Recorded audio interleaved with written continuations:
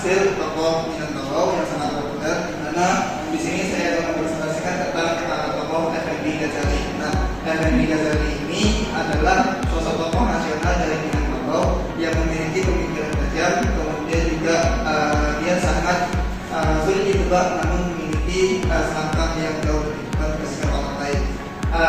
Kemudian di sini pemaparan dari Effendi Ghazali ini memberikan jawaban kepada kita bahwasanya media sangat berperan penting dalam perspektif khususnya di bangsa Indonesia. Nah,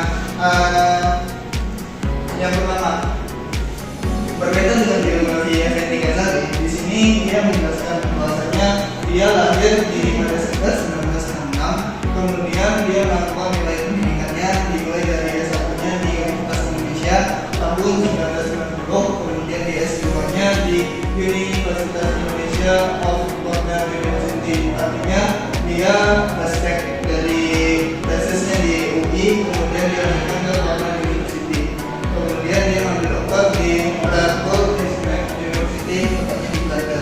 Nah, dari pengalaman tersebut dia melakukan pengkajian juga, di mana dia melakukan komunitas politik, akademis, dan analisis yang disegani, dan menjadi salah satu tokoh dari acara yang sangat terkenal di Taiwan. Kemudian dia menjadi deputi ketua umum MISPI mendorong revolusi komunikasi yang ada di Indonesia. Kemudian anggota IJA yang mengangkat komunitas tentang Indonesia di panggung dunia. Ini adalah salah satu badan dunia yang menjelaskan tentang komunikasi, kemudian propaganda dan demonstrasi. Kemudian juga tulisan yang dibuat oleh Effendi Ghazali ini sangat tajam, bahkan sangat banyak diterbitkan di Kompas, Tempo, dan media Indonesia atau Metro. Kemudian dia menjadi Dewan Juri Anugerah Adiwarta Wartawan Indonesia pada tahun 2006-2007. Intinya tokoh dari Effendi Ghazali ini bukan sekedar akademisi saja, tapi yang memiliki pemikiran yang tajam, lidah yang berani, dan pemikiran yang selalu semangat untuk di depan.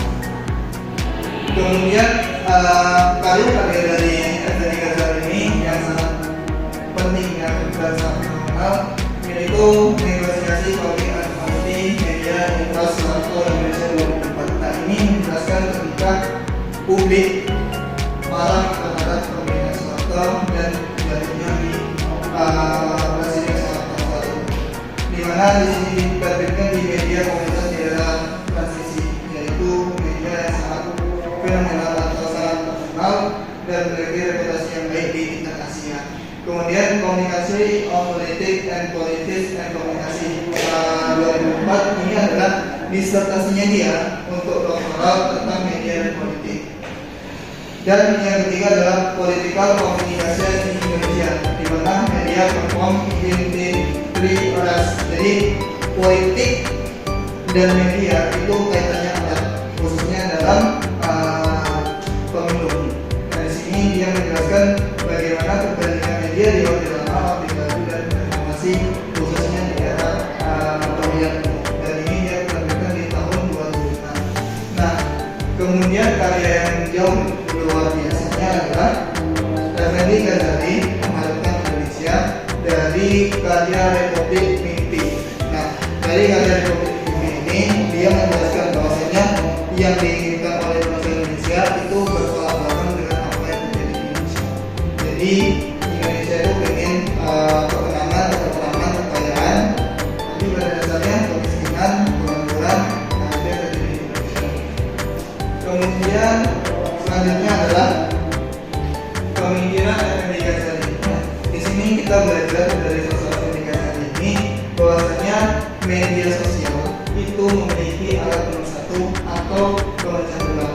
Nah, media menjadi alat nomor satu itu artinya media menjadi sarana untuk memberikan edukasi untuk pentingnya persatuan. Tetapi dampak negatifnya ini akan menimbulkan isu atau hoax yang membuat perspektif orang menjadi belakang dan memecah kepentingan kedua belah pihak. Ini sering terjadi ketika pemilu. Kemudian tergantung cara penggunaannya. Tergantung cara penggunaannya itu adalah ini menegaskan bahwasanya Effendi itu sangat memberikan pressure atau tekanan kepada kita bahwasanya kita harus bijak dalam menggunakan media karena media sangat berpengaruh dalam komunikasi.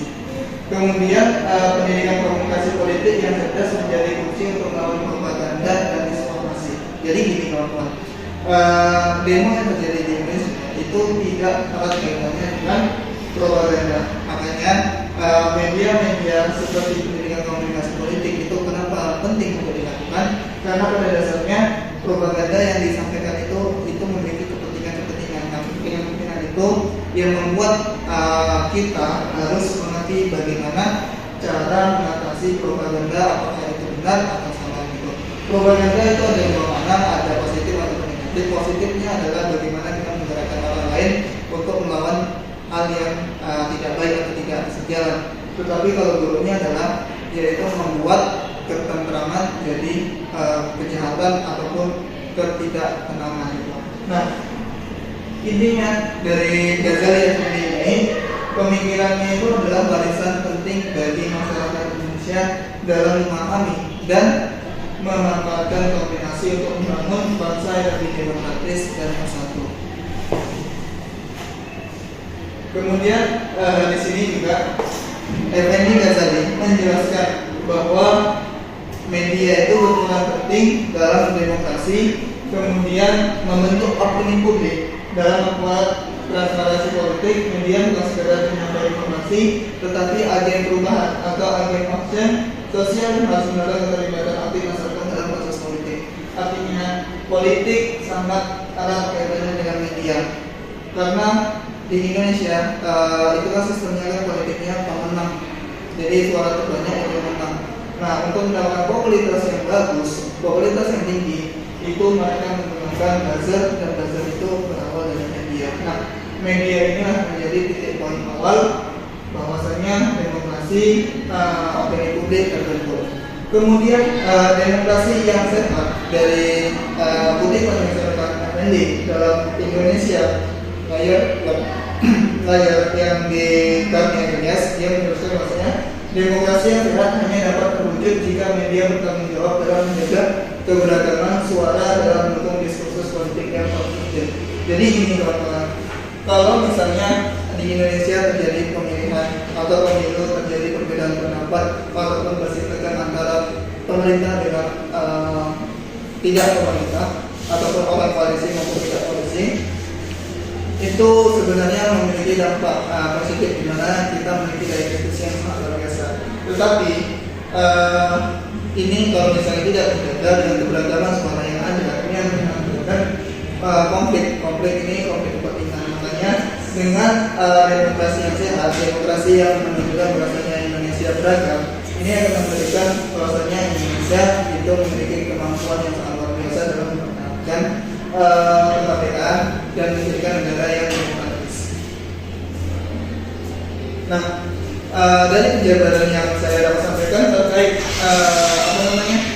tokoh dari Effendi Ghazali, itu dapat kita pahami bahwasanya tokoh di Minangkabau ini sangat berperan penting khususnya di era sekarang, karena Effendi Ghazali sangat aktif juga di beberapa TV, khususnya di nasional, TV One, Metro maupun News dan lain sebagainya. Dia sangat memberikan penekanan bahwasanya media itu adalah alat pemersatu bangsa, bukan hanya belah gitu.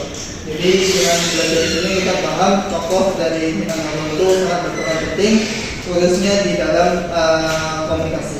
Baik, saya Taufik Hidayat dengan tim 2214090052 setelah mempresentasikan Effendi Ghazali ini akan menjadikan pola baru bahwasanya tokoh Minangkabau sangat menyebar di Indonesia. Sekian, saya akhiri. Wassalamualaikum warahmatullahi wabarakatuh. Yeah, Bobby Valentino.